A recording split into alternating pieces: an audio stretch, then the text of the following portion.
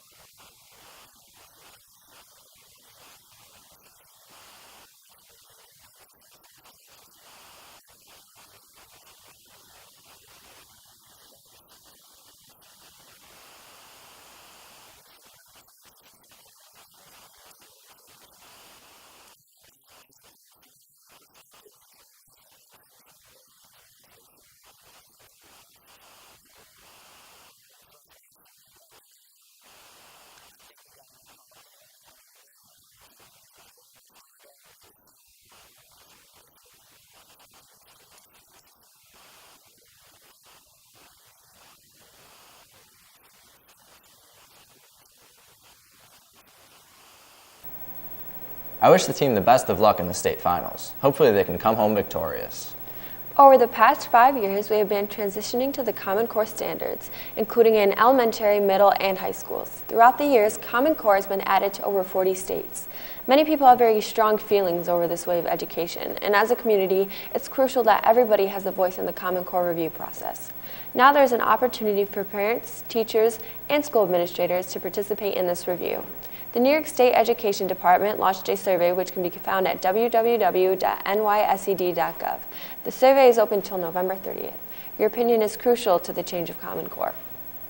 I've heard a lot of opinions about Common Core, so a survey seems like a great idea. Definitely. Now we'll take it over to a segment about one of the bigger news stories in our community recently, the closing of the Fitzpatrick Nuclear Plant. This will have a big impact on the community, and Rachel Legault and Roman have prepared a segment about the closing and the impact. Let's send it over to them.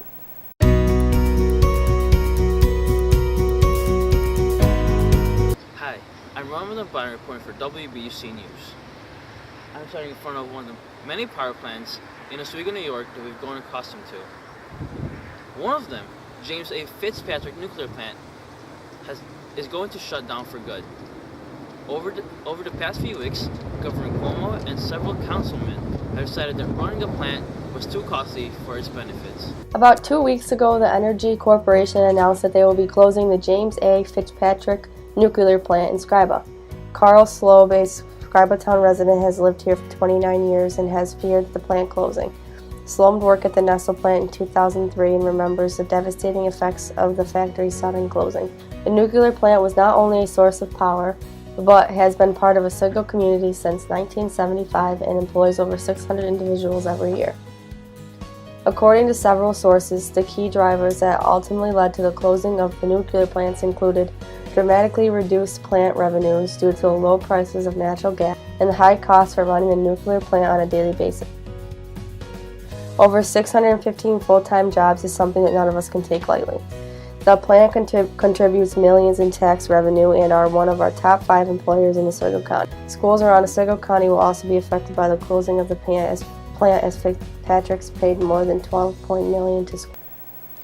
That will definitely be a big effect on the city economy. Absolutely. Now we're going to take it over to Greg Castor and Taylor Galetta, who recorded a segment regarding the recent public rally that took place in order to try and promote the Fort and Holocaust Museum to be a national landmark as well as a national park. The fort definitely is important to Oswego and has played a big role in U.S. history. For more about the fort and the rally, let's send it over to them. Fort Ontario, one of Oswego's oldest and treasured landmarks, has been a part of Oswego's history for many years. It has been a part of many of the major wars over the past 200 years. In 1970, it was listed on the National Register of Historic Places and has remained there for the last 45 years.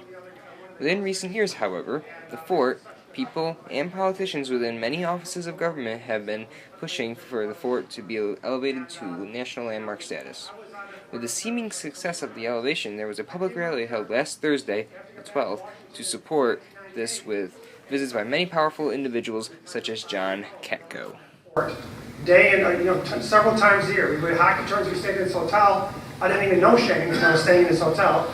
But I always was wondering what was around it, why they called it the fort.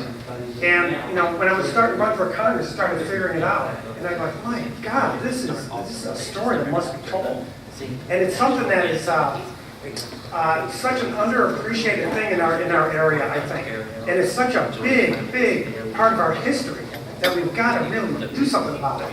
So then I started looking into it, and I was really amazed. First, I took a tour of it, and if you haven't taken a tour, shame on you. It's a very cool place.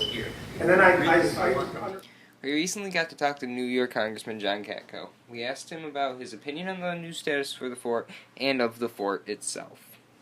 Huge plus for Oswego if we can make it happen. It's going to take a while to go through it. It's a multi-year effort, but if it does happen, it's going to help tourism, but more importantly, it's going to help preserve the jewel that fort is, and the national park system to make sure that happens. Well, I think just the fort itself, the view of Lake Ontario, is beautiful. How great a shape it's in structurally, with the armaments, especially down below, in the way the land is, but also World War II, and the role played in World War II with Holocaust survivors and the camp they had there called the Safe Haven. It's a very, very unique thing in United States history, and it needs to be preserved and recognized, and in fact, it needs to be enhanced.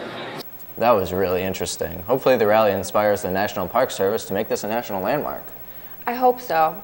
Now for one of our community-based segments, Noah Lee and Dom Donabella have prepared a segment about the country club in Oswego that has become a prime golfing location for the undefeated Oswego golf team. Whether going to golf or taking advantage of the facilities, the country club is a great way to relax and have fun. Let's have a look. The Oswego Country Club is one of the most premier golf courses in central New York. The club was established in 1897 and was originally located on the shores of Lake Ontario. The course is presently located on West River Road. When it first opened, it started out as a 6-hole course, but in 1915, the club went through a complete renovation with the help of award-winning architect A.W. Tillinghast, making it one of the finest courses in central New York. This club is home of 2 PGA certified professionals, John Fowler and Will Weimer.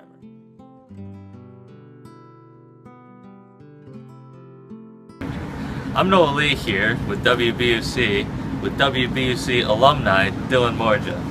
Dylan, how long have you been working here at the Country Club? Well, this is my 6th year now at the Oswego Country Club. Nice.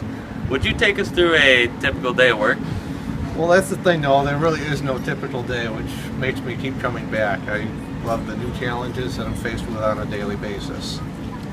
Could you tell us why Oswego Country Club is one of the most pristine courses in central New York? Well, every facet of the operation cares about what they do. We come to work with a smile, and we really want to make everything work for the members. We've got a great superintendent, great head professional, and a great restaurant manager who all do their part in making this one of the greatest operations in the area. Thank you, Dylan. No problem, Noah. If you are looking for something to do over the summer, then join the Oswego Country Club. It's a great place for family and friends to get together and have a great time. For more information on club facilities and memberships, call 343-1941.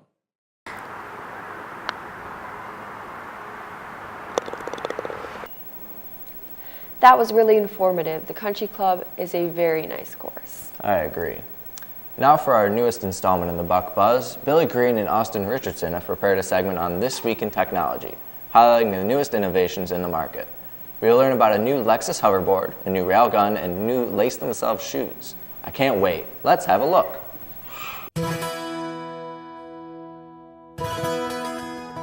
It's here, ladies and gentlemen. The shoes from Back to the Future that Marty used that self-fit your feet is here. Now, it's not as quite as what it was in the movie, but it's the thought that counts. The new shoes have a mechanism in the back that contracts and tighten the shoes. It's just a simple reach your hand down, press the button, and they contract into your shoe and tie themselves. It's a very unique product, and it's something I think a lot of people will enjoy, given how famous the movie is. So, go Doc Brown. With today's society, safety is more of a concern than anything nowadays, which is why, with technology, the military has come up with a new prototype railgun to keep us safe. With this railgun, it can reach up to Mach 6, which is very fast. It can now penetrate between 3 walls, can easily go through a military or armored jeep with no trouble at all. The bullet shoots very fast, as I stated, and it can destroy one of our most heavily fortified ships that America has built. It's just a strong weapon that we will need to keep ourselves protected as the future goes on. Safety is a main concern for our country, and the military will always uphold it.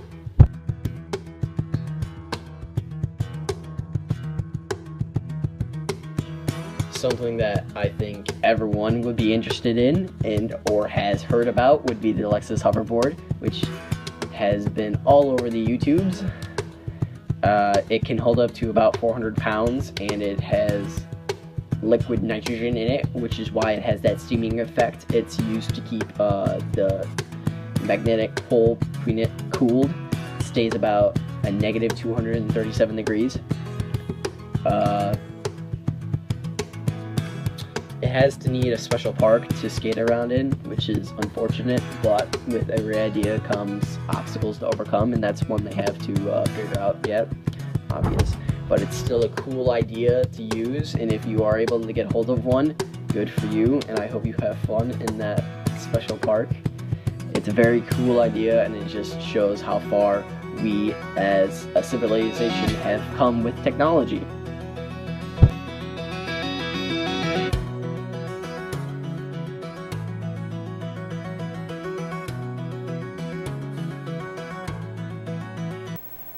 That was so cool. I'd love to try one of those hoverboards. I know, me too. Now we're going to take a break and send it over to a segment prepared by Jake and Roman about Man in the Moon candies and how they have an impact on the community. I'm really interested to see what they have prepared and hear more about the delicious candies they sell. Let's have a look.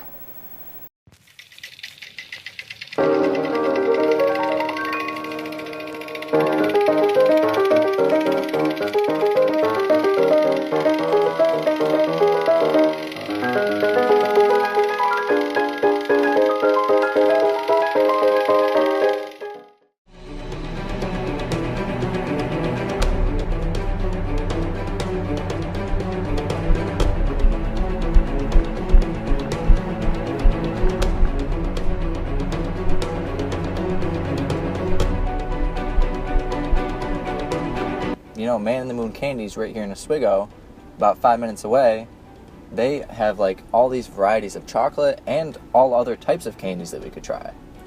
Yeah, it's pretty amazing stuff. I think we should go right now. I think we should go right now.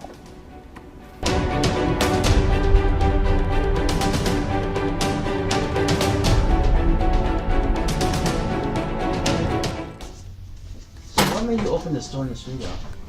What made me open the store here? Well, I live here, so it makes sense that I would open it here. And I needed a career change, and I wanted to do something fun. So what do you think makes Man in the Moon candies so special to Oswego? We provide, well, we have candy. We provide an exceptional product, and at a reasonable price. So, what's your favorite candy the whole store? Whatever piece is in my mouth. That's always good.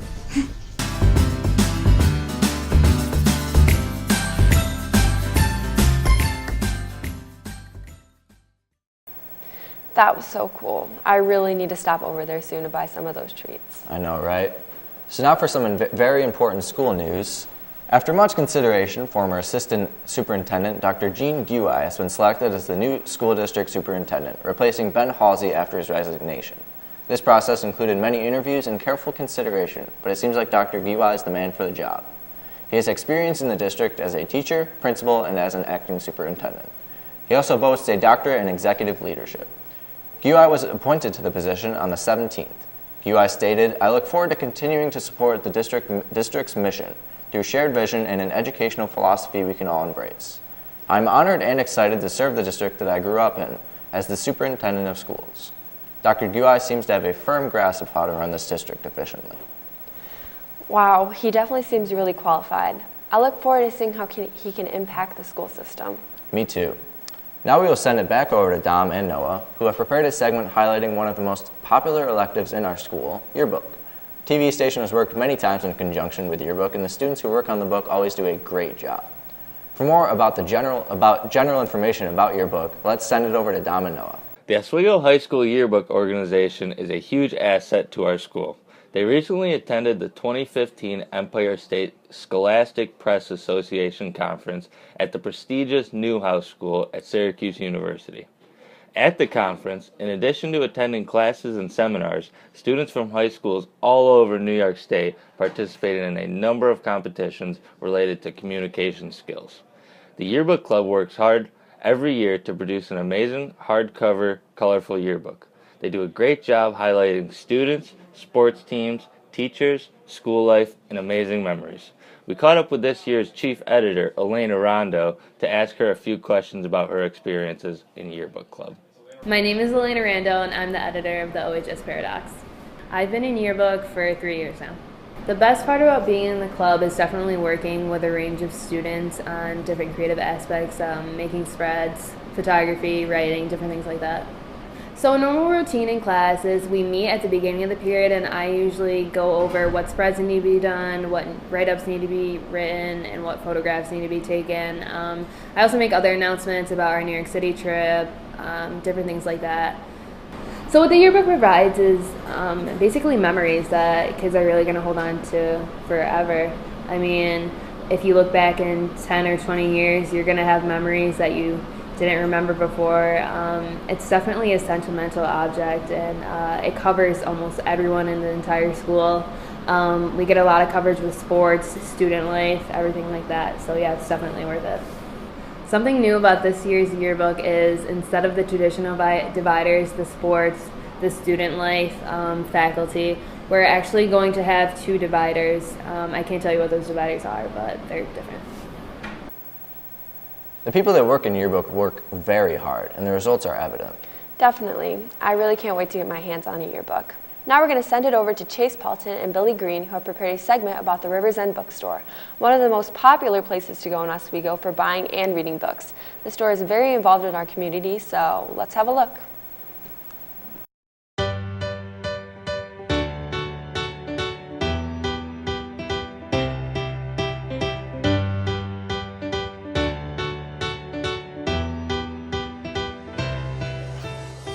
Oswego's River End Bookstore is an iconic location for any local, as it has been fostering a love for reading in this town since it opened in 1998. The owner and founder, Bill Riley, has aimed to benefit the town with his store. He usually hires staff that shares love for reading to help customers find books they didn't even know they were looking for. The bookstore has a quaint, quiet atmosphere that gives it a local library feel, welcoming anyone and everyone. The bookstore also has frequent readings for kids aged 3 to 5, banned book readings to promote the reading of all books, and frequently hosts local authors. I owed this community something for accepting me into it, and I wanted to open a business that would benefit the community. When we have a chance to host local authors, it's a way for us to give back. It gives us a chance to allow the bright lights to shine on local talent in our community. So we look at various events to help us connect with the community. So with all of that going on at the bookstore, it's almost impossible to not respect the Rivers End Bookstore's standing as a book lover's getaway and its significance in this community. That was really informative. The store is a very important place in our community. Definitely. I go there all the time whenever I'm in need of a new book. Well, that's all for this edition of the Buc Buzz. Thanks for tuning in. Make sure you tune in next week for more of your local and school news. Have a terrific day, OHS.